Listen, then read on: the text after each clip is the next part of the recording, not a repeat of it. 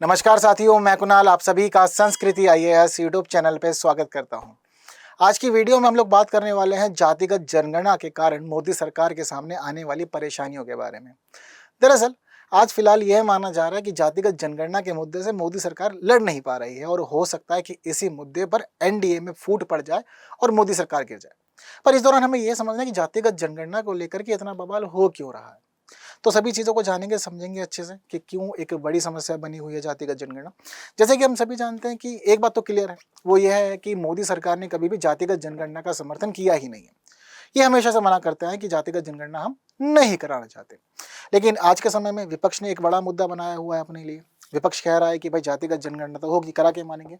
वहीं एनडीए के भी कई सहयोगी दल ऐसे हैं जो बार बार कह रहे हैं कि जातिगत जनगणना होनी चाहिए। कुछ एनडीए के सहयोगी दल, जैसे कि एक खासतौर बात करें हम लोग नीतीश कुमार की पार्टी, तो उन्होंने तो अपने यहाँ पर जातिगत जनगणना तो नहीं, लेकिन उन्होंने अपने यहाँ पर जातिगत सर्वे करा लिया था, जिसके आधार पर उन्होंने नया आरक्षण अपने यहाँ लागू करने का प्रयास किया था। तो लगातार कई चुनौतियां हैं, इसी वजह से ये मामला काफी ज्यादा उठ भी रहा है। जैसे कि विपक्ष मांग कर रहा है बार बार, और एनडीए के सहयोगी दल भी कह रहे हैं कि भाई चीजें होनी चाहिए, यानी कि बीजेपी के जो सहयोगी दल हैं एनडीए में, वो भी कह रहे हैं कि होनी चाहिए जातिगत जनगणना। जैसे कि हम देखते हैं कि लोक जनशक्ति पार्टी के समय प्रमुख जो है चिराग पासवान, वो भी बार बार समर्थन कर रहे हैं कि जातीय जनगणना होनी चाहिए, ठीक है। वहीं बिहार के अंदर जनता दल यूनाइटेड ने अपने यहाँ जातिगत सर्वे करवा ही लिया था, जातिगत जनगणना का भी समर्थन करते हैं। तो माना जा रहा है कि समस्याएं काफी ज्यादा हो रखी हैं अभी इनके सामने। पर जातिगत जनगणना क्यों, ऐसा क्या होता है इसमें? तो देखिए, जब कभी भी देश के अंदर जातिगत जनगणना होती है तो इसके अंदर लोगों की जाति, उपजाति और सामाजिक आर्थिक स्थिति से जुड़ी हुई जानकारियों को कलेक्ट किया जाता है, उनसे पूछा जाता है, इकट्ठा किया जाती हैं चीजों को। चलिए, पर क्यों करवाए जाते हैं, पक्ष में क्या तर्क हैं, क्यों समर्थन दिया जाता है कि जातिगत जनगणना होनी चाहिए? तो देखिए, एक्सपर्ट्स का मानना है कि इसके माध्यम से हमें पता लगेगा कि हाशिए पर पड़े हुए लोग कौन कौन से हैं। हाशिए पर पड़े हुए लोगों की जब हमें जानकारी हो जाएगी तभी तो उनके सुधार का काम कर पाएंगे ना। तो जातिगत जनगणना ही है जो हमें बताएगी कि हमारे देश में कौन सी जाति या कौन से लोग हाशिए पर बैठे हुए हैं, तो उनकी स्थिति सुधारी जाए। नीति निर्माण के लिए एक अच्छा डाटा मिल जाता है, हम लोग खासतौर पर जाति आधारित नीतियां बना सकते हैं और उन वर्गों के उत्थान के लिए कार्य कर सकते हैं। जातियों से हमें यह भी पता लग जाता है उसके माध्यम से कि जो आंकड़े हमारे पास में आए हैं वह सामाजिक कल्याण योजनाओं को लागू कराने में हमारी मदद करेंगे, क्योंकि अभी फिलहाल ये है कि प्रॉपर डाटा नहीं है, तो नीतियों को बनाने में कई बार समस्या आती है। तो यही माना जाता है कि जातिगत आंकड़े आ जाएंगे अगर हमारे पास में, तो नीतियां अच्छे से बनेंगी, अच्छे से लागू होंगी और अच्छे से लोगों का उत्थान हो पाएगा। वहीं इसके अलावा पिछले वर्गों की गणना से उनके शैक्षिक, आर्थिक, सामाजिक स्थिति के बारे में भी महत्वपूर्ण जानकारी हासिल हो जाएगी। उन लोगों को न्यायिक समर्थन मिलेगा जो भी इसमें आवश्यकता है, जिनको जिनको भी जरूरत है, उनके लिए चीजें कर पाएंगे। और वहीं भारत में अदालतों ने अक्सर जोर देकर के कहा है, बार बार बात है कि हमारे देश में प्रॉपर आप नीतियां बना रहे हैं, आप अनुसूचित जाति की बात करते हैं, जनजाति की बात करते हैं, पिछड़े लोगों की बात करते हैं, क्या आपके पास प्रॉपर डाटा है? अभी थोड़े दिन पहले की बात थी जिस समय शेड्यूल कास्ट के अंदर सब क्लासिफिकेशन की बात चल रही थी, शेड्यूल ट्राइब्स के सब क्लासिफिकेशन की बात चल रही थी, वहां भी सुप्रीम कोर्ट ने ये बात दोहराई कि आपके पास प्रॉपर डाटा नहीं है। कुछ ऐसा हो कि हमारे पास प्रॉपर डाटा हो और उसके अकॉर्डिंग ही हम चीजों को निर्धारित करें तो ज्यादा अच्छा रहेगा हमारे लिए। चीजें क्लियर है? तो वो सारे की सारी जो बातें थी ये हुई कि क्यों होनी चाहिए, इससे क्या लाभ होगा, क्यों नहीं होनी चाहिए, खिलाफ में क्या मामला, अगेंस्ट में क्या चीजें हैं, इनको भी समझिए।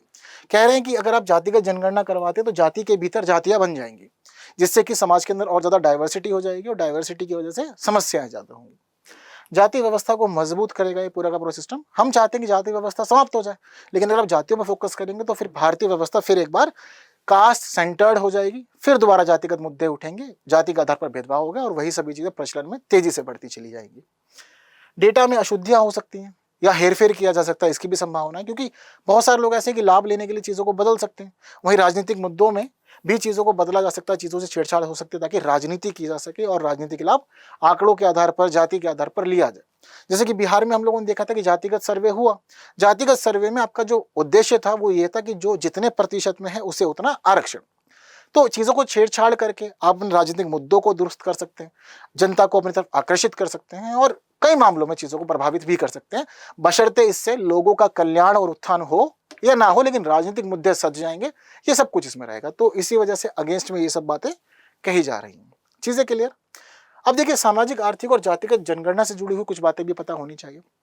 दरअसल भारत में 1931 तक जातिगत जनगणना होती हुई आई थी। उसके बाद में जातिगत जनगणना नहीं करवाई गई। 2011 में कराई गई, लेकिन इसके आंकड़े सार्वजनिक नहीं किए गए थे। उसके बाद 1941 की जनगणना में यह देखा गया कि जाति के जुड़े हुए आंकड़े इकट्ठे तो किए गए, लेकिन जाति के आंकड़े इकट्ठे करने का उनका प्रकाशन किया ही नहीं गया था, चीजों को रख लिया गया था। 1951 से 2011 तक यह देखने को मिलता है कि जनगणना होती है, एससी और एसटी से जुड़े हुए आंकड़ा लिया जाता है, बाकी इसके अलावा ओबीसी और दूसरी जातियों के आंकड़े नहीं लिए गए। 2011 तक ऐसे ही चलता रहा। फिर 2011 में हम देखते हैं कि SECC होती है, जिसमें सामाजिक आर्थिक स्थिति तथा उनकी जातीय समूह को जानने के लिए पूरा का पूरे चीजें तैयार की गई थी और इसके आधार पर ही जनगणना हुई थी। वर्ष 2015 में यह देखा गया कि जो आंकड़े थे जातिगत जनगणना के, सामाजिक न्याय और अधिकारी मंत्रालय को सौंप देने के बाद में फिर हम यह देखते हैं कि चीजों को सार्वजनिक नहीं किया गया, क्योंकि मंत्रालय ने कहा कि आंकड़े में त्रुटियां हैं, इसलिए उनको सामने नहीं रखा जा सकता। ये सभी चीजें कर दी गई और उसके बाद वो आंकड़े कभी भी सार्वजनिक हुए ही नहीं, अभी तक छुपे रहे। अब अगली जनगणना के लिए बातें कही जा रही हैं कि जनगणना फिर देश में होने वाली है, तो उसके लिए मांग हो रही है कि अब जनगणना हो तो जाति आधारित हो। सरकार कह रही है कि नहीं, जाति आधारित कोई भी काम हम लोग नहीं कराएंगे, करेंगे तो सबके लिए, वरना फिर किसी के लिए नहीं होंगे। जाति को आधार बना के तो बिल्कुल नहीं किया जाएगा। चीजें क्लियर हैं सारी? ठीक है।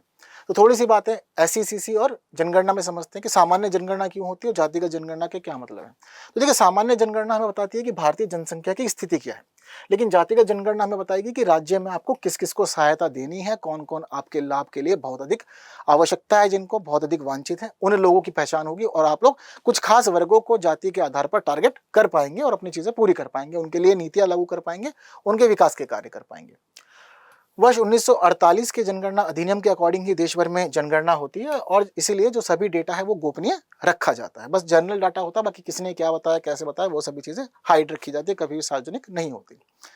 ऐसी चीज में यह देखा जाता है कि व्यक्तिगत जानकारी सरकारी विभागों द्वारा परिवारों को लाभ प्रदान करने के लिए प्रयोग की जाती है और इसकी जो जानकारियां होती है, जो आंकड़े होते हैं, उसका आप प्रयोग कर सकते हैं लाभ देने के लिए। लेकिन जो सामान्य जनगणना होती है उसमें ऐसे कोई आंकड़े होते ही नहीं, जिसमें जाति वगैरह की बात ज़्यादा खास तौर पे हो रखी है, उपजातियों की बात हो रखी है। वो सामान्य जनगणना होती है कि बस पॉपुलेशन कितनी है, कहाँ है, कैसे है, किस लिए है, व्यवसाय वगैरह, ये सभी चीज़ थोड़ी सी समझ ली जाती है।